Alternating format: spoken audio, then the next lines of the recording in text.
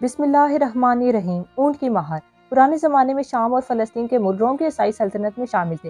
रोम का ईसाई बादशाह मुसलमानों का बहुत दुश्मन था। वो चाहता था कि सारे मुल्क अरब पर कब्जा करके मुसलमानों को अपना गुलाम बना ले। इस बादशाह के मुकाबले के लिए हज़रत अबू बकर रज़ी ताला अन्हु ने इस्लामी फौज रवाना की थी। इस्लामी फौज ने रोमी फौजों को शिकस्त देकर शाम का बहुत सा इलाका फतह कर लिया और बैतुल मुकद्दस तक जा पहुंची। जिस जमाने में बैतुल मुकद्दस को फतह करने के लिए लड़ाई हो रही थी, इसी जमाने में हज़रत अबू बकर रज़ी ताला अन्हु वफात पा गए और उनकी जगह हज़रत उमर फारूक रज़ी ताला अन्हु मुसलमानों के खलीफा बने।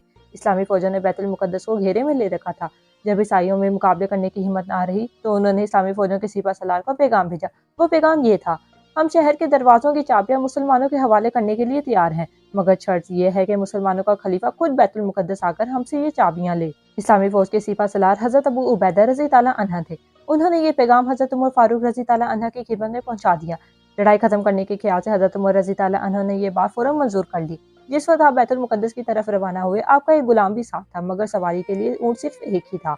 कोई और हाकिम होता तो खुद ऊंट पर सवार होकर सफर करते और गुलाम को पैदल चलाते, लेकिन खुदा ने मुसलमानों को हुक्म दिया कि वो गुलामों और नौकरों को भी अपना भाई ख्याल करें। जो खुद खाएं वही उनको खिलाएं, जो लिबास खुद पहने वैसा ही उनको पहनाएं, इससे ज्यादा काम ना ले और ना ही इन्हें बेवजह सताएं। खुदा के इस हुक्म पर अमल करते हुए हज़रत उमर फारूक रज़ी ताला अन्हु ने ऊंट पर सवारी के लिए बारी मुकर्रर कर ली। कुछ दूर गुलाम ऊंट पर सवार होता और आप पैदल चलते, और कुछ दूर गुलाम पैदल चलता और आप ऊंट पर सवार होते। जब हज़रत उमर फारूक रज़ी ताला अन्हु बैतुल मुकद्दस के पास पहुंचे तो बारी गुलाम के सवार होने और आपके पैदल चलने की थी। गुलाम ने अर्ज की: ए अमीरुल मोमिनीन, एक गैर मुल्क के लोग आपका इस्तकबाल करने आएंगे, इसलिए आप ऊंट पर सवार हो जाएं और मैं पैदल चलता हूँ।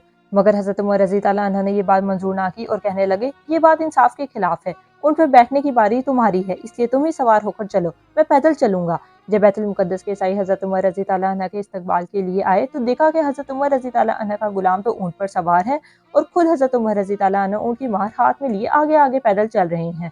ईसाई ये देखकर हैरान रह गए। उनमें से कुछ लोगों ने अपने बुजुर्गों से सुना था कि इस शहर को फतह करने वाला ऊंट की महार पकड़े हुए शहर में दाखिल होगा। बस उन्होंने निहायत खुशी से बैतुल मुकद्दस की चाबियां हज़रत उमर रज़ी ताला अन्हु के हवाले कर दी। शुक्रिया।